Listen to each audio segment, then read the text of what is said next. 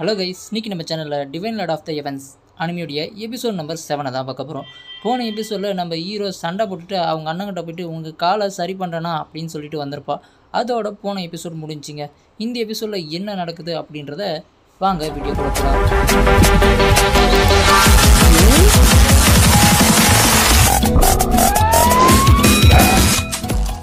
வீடியோட ஸ்டார்டிங்லேயே பார்த்தீங்கன்னா நம்ம ஹீரோக்கு தொல்லை கொடுத்துட்டு இருந்தாங்க இல்லையா, அந்த 3 கிளானுமே பயங்கரமாக வந்து பிளான் போட்டுட்ருக்காங்க.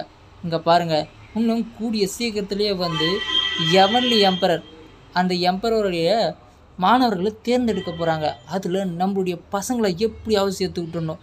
அந்த ஃபின் ஃபேமிலியில் இருக்கிற ஏற்கனவே ஒருத்தங்க இருக்கான், நம்ம பசங்களை சேர்த்து விட்டு அவன் நாங்கள் காலி பண்ணுறோம். அதுக்கு முன்னாடி குன்யானை காலி பண்ணுறதுக்கு ஏற்றாவது பிளான் போட்டே ஆகணும் அப்படின்ற மாதிரி இங்கே நம்ம குயின் ஃபேமிலியில் இருக்கக்கூடிய 2 எல்டர்ஸும் இங்கே சேர்ந்து பிளான் போட்டுட்ருக்காங்க. இதெல்லாம் நம்ம ஹீரோக்கு தெரியாமல் இப்போ நடந்துகிட்ருக்கு. ஆனால் அவன் இதை விட காலியாக போகிறான் அப்படின்னு சொல்லிட்டு இந்த பக்கம் நல்லா பேச்சு வாக்கில் நிறைய பேசிக்கிட்டு இருக்காங்க. இங்கே பாருங்கள், ஜூ ஃபேமிலியில் இருக்கிறவன் இங்கே பாருங்கள், அதுக்கான வேலை எல்லாத்தையுமே நான் பார்த்துட்ருக்கேன். அதனால் எந்த ப்ராப்ளமும் இல்லை, அதனால எந்த கஷ்டமும் படாதீங்க. ஆனால் எனக்கு அந்த குன்யான் என்ன பண்ணுறான் ஏது பண்ணுறான் அப்படின்ற எல்லா விஷயத்தையுமே எனக்கு நீங்கள் தெரிவிக்கணும் அப்படின்றத எல்லாமே அங்கே பேசிகிட்ருக்க. அப்படியே சீனை கட் பண்ணி நம்ம ஹீரோவோட வீட்டை கட்டுறாங்க. அங்கே நம்ம ஹீரோ உள்ளே வந்துட்டுருக்கான். உள்ளே வந்த உடனே கேட்குறாங்க அவங்க அப்பா, டேய் கொஞ்சம் வா தம்பி, உங்கள்கிட்ட நான் நிறைய பேசணும் அப்படின்னு சொல்லிட்டு கூட்டிகிட்டு போயிட்டு, உனக்கு எந்த அடியும் படலைடா அப்படின்னு சொல்லிட்டு அவங்க அப்பாவுக்கு, அப்பாப்பா எனக்கு எந்த அடியும் படலைப்பா, அதனால் எந்த பயப்படாதீங்க அப்படின்னு சொல்ல, இல்லை உனக்கு ஏற்கனவே உடம்பு சரியில்லை, அதுவும் 3 பேர் கூட சண்டை போட்டிருக்க, இப்போ எப்படி இருக்குது அப்படின்னு கேட்க, எனக்கு எல்லாம் நல்லா ஆயிடுச்சு, ஆனால் அப்படின்னு சொல்லிட்டு ஒரு இழுக்க, எனக்கு எல்லாமே தெரியும், அவன் அந்த லின்டியான் இருக்கான்ல, அவன் உன்னை கொல்ற கூட தயங்கல, ஆனால் அதுக்கு நான் எதுவுமே பண்ணல, என்னை மன்னிச்சிட்றா அப்படின்னு சொல்லிட்டு நம்ம ஹீரோவோட அப்பா பேசிக்கிட்டு இருக்கும்போது, அதெல்லாம் ஒன்றும் இல்லைப்பா அப்படின்னு சொல்லியிருக்க, ஆனால் நான் ஒரு முடிவு எடுத்திருக்கேன், நீ இன்னும் சக்திசாலி ஆகணும். அது மட்டும் இல்லாமல் உங்கள் ஒரு அண்ணன் அங்கே எங்கே போனால் என்ன ஆனானே தெரியல, இன்னொரு அண்ணனுக்கு கால் உடஞ்சிருக்கு, இதனால் நீ தான் வந்து உங்கள் செகண்ட் அண்ணனை எப்படியாவது வந்து காப்பாற்றணும். அதனால் உன்னை நான் அகாடமிக்கு அனுப்பி படிக்க வைக்கலாம் அப்படின்னு நினைக்கிறேன். அதுவும் எவன்லி எம்பரர் அகாடமியில் உன்னை சேர்க்கலாம் அப்படின்னு நினைக்கிறேன். நீ என்னப்பா சொல்கிற அப்படின்னு ஹீரோக்கிட்ட கேட்க, ஹீரோவும் பா அதெல்லாம் ஒன்றும் வேணாப்பா, நான் இங்கேருந்து போயிட்டா உங்களை யார் பார்த்துக்கிறது, கூடவே அண்ணனை யார் பார்த்துக்கிறது, இப்போவே 3 கிளானும் சேர்ந்து நம்மளை எதிர்த்துட்ருக்காங்க அப்படின்ற மாதிரி ஹீரோ அவங்க அப்பா கிட்ட பேசிகிட்டு இருக்க.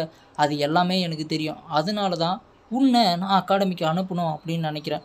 ஏன்னா ஏற்கனவே உன்னை இங்கே கொல்ல பார்த்ததுக்கு எதுக்கு தெரியுமா, ஏற்கனவே உனக்கு டார்கெட் ஓப்பன் ஆயிடுச்சு, எவன்லி அகாடமியில் ஸ்டூடெண்ட்டை தேர்ந்தெடுத்துருக்குறாங்க, அந்த ஸ்டூடெண்ட்டை தேர்ந்தெடுக்கிறதுல நீ தான் ஃபஸ்ட்டு வருவ, அதனால தான் உன்னை இந்த மாதிரி பண்ணியிருக்காங்க. இப்போ அங்கே போகிறதுக்கு உனக்கு ரொம்பவும் கடினமாக இருக்கும், அதனால் வேறு தாவில் உன்னை சேர்த்து வரேன், நீ போறியா அப்படின்ற மாதிரி ஹீரோவோட அப்பா கேட்க, சரி நீங்கள் சொல்கிறீங்க, அதெல்லாம் ஒன்றும் பிரச்சனை இல்லை, ஆனால் நான் இங்கே தான் இருப்பேன் அப்படின்ட்டுருக்கான். ஆனால் எனக்கு ஒரு ப்ராமிஸ் பண்ணு, நீ வெளியே போ, எங்கே வேணால் சுற்று, ஆனால் நீ எப்படியாவது இன்னும் ஒரு 3 மாதத்துக்குள்ளே நல்ல ஸ்ட்ராங்கான ஆளாக மாறி காட்டுவியா, அப்படின்னா உன்னை அகாடமியில் நான் சேர்க்க மாட்டேன், இல்லைனா நீ அகாடமிக்கு போய் தான் ஆகணும் அப்படின்ற மாதிரி அவங்க அப்பா பேச, அதுக்கு ஹீரோ 3 மாதமா, சரிப்பா நான் 3 மாதத்தில் எப்படியாவது ஸ்ட்ராங் ஆகி காட்டுறேன் அப்படின்னு ஹீரோ சொல்லிடுறான்.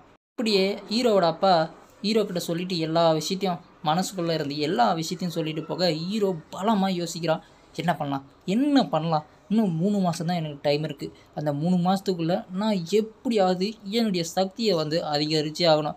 ஆனால் எனக்கு இப்போ இருக்கக்கூடிய நாலேஜ்க்கு ஓகே எல்லாமே பண்ணிக்கலாம், ஆனால் இப்போது இந்த பாடியை வச்சுக்கிட்டு ஒன்றும் பண்ண முடியாது, ஏன்னா இது ரொம்ப யங்கான பாடி, இதனால் என்னுடைய பழைய மெமரிஸ் மூலமாக எல்லா மார்ஷல் ஆர்ட்ஸையும் நான் கற்றுக்கணும், இல்லை எல்லா பவரையும் நான் கேதர் பண்ணணும் அப்படின்னு நினச்சேன்னா இந்த பாடி பிளாஸ்ட் ஆகிடும். அதுக்கு முதல்ல நான் அல்கெமியை ஃபஸ்ட்டு ரெடி பண்ணணும், முக்கியமாக பில்ஸை ரெடி பண்ணி இந்த பாடியை இன்னும் மெருகேற்றணும். அதுக்கு நான் எப்படியாவது வந்து ஒரு பர்னஸ் கூடவே வந்து ஒரு ஃப்ளேமை வந்து நம்ம டேன் ஃப்ளேமை கண்டுபிடிச்சே ஆகணும். ஆமாம், நான் 5வது லைஃப்பில் இருக்கும்போதே நான் ஒரு டேன் அல்கெமியாக இருந்தேன், இதனால் எனக்கு ரொம்ப ஈஸி தான். முக்கியமாக இப்போதைக்கு எவன்லி ஃப்ளேம் 3வது லெவல்லேருந்து 5வது லெவலுக்கு நான் பிரேக் த்ரூ பண்ணியிருக்கேன்.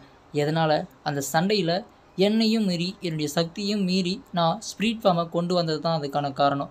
இப்போ என்னால் ஓரளவுக்கு அந்த ஃபயரை கண்ட்ரோல் பண்ண முடியும் அப்படின்னு நம்புகிறேன். அதனால முக்கியமாக நான் அந்த பர்னஸை தேடுறதுக்கு பதிலாக இப்போதைக்கு என்னுடைய ஃபயர் எபிலிட்டியை நான் கொண்டு வரணும். இதில் மொத்தமும் நிறைய வகையான ஃபயர் இருக்குது. இதில் முக்கியமான ஃபயர் எவன்லி ஃபயர். அந்த எவன்லி ஃபயர் கூட நிறைய வகையான எலமெண்டல் ஃபயர் சேர்த்து நல்ல சக்தி வாய்ந்த ஃபயராக நான் இப்போதைக்கு கொண்டு வர முடியல அப்படின்னாலையும் இதில் என்னுடைய உள்ள எனர்ஜியை இன்னும் சேர்த்து கொஞ்சம் லோ கிரேட் ஃபயரை என்னால் உருவாக்க முடியும் அப்படின்னு ஹீரோ தன்னுக்கு தானே பேசிக்கிட்டு அவன் கல்டிவேஷனில் உட்கார ஆரம்பிக்கிறான். ஏன்னா இப்போ அவனுக்கு இருக்கிறதோ நாலேஜ் பார்த்தீங்கன்னா வச்சுக்கல, மொத்தம் 10 பிறவிகளுடைய நாலேஜ் இப்போ ஒருத்தனுக்குள்ளே இருந்தால் எந்த அளவுக்கு ஸ்ட்ராங்காக இருப்பானோ அந்த அளவுக்கு நாலேஜ் ஸ்ட்ராங்காக இருக்குது. ஆனால் பேஸ்மெண்ட்டு வீக்காக இருக்குது. இதனால் பேஸ்மெண்ட்டை நான் எப்படியாவது ஸ்ட்ராங் பண்ணணும் அப்படின்றதுக்காக நம்ம ஹீரோ இல்லாத இது எல்லாத்தையும் ஃபயர் எல்லாத்தையும் இது பண்ணிக்கிட்டு இருக்கா. இப்போ அப்படியே ஹீரோ சொல்கிறான் பாருங்கள், இதில் மொத்தம் 7 வகையான ஃபயர் இருக்குது. இதில் ரெட் கலரு ரொம்ப லோ, ஆரஞ்சு கலரு அதை விட கொஞ்சம் சக்தி அதிகம், எல்லோ கலர் இன்னும் கொஞ்சம் சக்தி அதிகம், க்ரீன் அதை விட கொஞ்சம் சக்தி அதிகம், அதே போல் ப்ளூ அதை விட சக்தி அதிகம், அதே போல் பிங்க் கலர் ரொம்பவும் சக்தி வாய்ந்தது. அந்த மாதிரி மொத்தம் 7 வகையான ஃப்ளேம்ஸ் இருக்குது. என்னுடைய இன்டர்னல் எனர்ஜியோடைய ஃப்ளேமுடைய சக்தியை கூட பீஸ்ட் ஃப்ளேமுடைய எனர்ஜியை ஒன்று சேர்த்து நான் எப்படியாவது இன்றைக்கி நைட்டுக்குள்ளே ஒரு ஃப்ளேமை உருவாக்கி ஆகணும். அதுக்கப்புறம் நான் அல்கமிசான கூட இடத்துக்கு போயிட்டு ஃபர்னஸை ரெடி பண்ணணும் அப்படின்னு சொல்லிட்டு எல்லாத்தையும் பண்ணிகிட்ருக்கேன். நைட்டு ஃபுல்லாக உட்காந்து எப்படியோ ஒரு ஃபயரை உண்டாக்கிட்டான். இது பேர் டேன் ஃப்ளேம். இது ரொம்ப லோ கிரேடு இல்லைனாலையும் ஓரளவுக்கு லோ கிரேடு தான். ஆனால் எனக்கு ஹை கிரேடு வேணும். இப்போதைக்கு பரவாயில்ல, எதுவும் இல்லாததுக்கு இது போதுமே அப்படின்னு சொல்லிட்டு ஹீரோ பேசிக்கிட்டு இப்போ நம்ம இதுவுக்கு போயே ஆகணும் இல்லையா அப்படின்ற மாதிரி அப்படியே இந்த எபிசோடை முடிக்கிறாங்க. அடுத்த எபிசோடில் என்ன நடக்குது ஏது நடக்குதுன்னு அடுத்தடுத்த எபிசோடில் பார்க்கலாம். இந்த எபிசோட் பிடிச்சிருந்தா லைக் அண்ட் ஷேர் பண்ணுங்கள். அடுத்த எபிசோட் வேணும் அப்படின்னா கமெண்ட் பாக்ஸில் கமெண்ட் பண்ணுங்கள். பாய். அளவுக்கு ஃப்ளேம் இல்லைனாலையும் அந்த ஃப்ளேமோடைய லோயர் கிரேடாவது நான் இப்போதைக்கு என்னுடைய எனர்ஜியிலேருந்து அதை கொண்டு வரது உருவாக்கியே ஆகணும் அப்படின்னு ஹீரோ எல்லாத்தையும் ஒவ்வொன்றா சொல்லிகிட்ருக்கான். முதல்ல நம்மளுடைய ஆள் மனசை ஒருநிலைப்படுத்தணும். ஒருநிலைப்படுத்தின உடனேயே நம்மளுடைய எனர்ஜியை கொஞ்சம் கொஞ்சமாக மேலே நோக்கி அனுப்பணும். மேலே நோக்கி அனுப்ப அது நம்மளுடைய எனர்ஜியை கைக்குள்ளே கொண்டு வரணும். கொண்டு வந்த உடனே ஒரு ஃப்ளேமாக கன்வெர்ட் பண்ணி பார்க்கணும் அப்படின்னு சொல்லிட்டு நம்ம ஹீரோ எல்லாத்தையும் சொல்லிக்கிட்டு, அதே போல் இப்போதைக்கு நான் கொஞ்சம் ட்ரைனிங் பண்ணதில்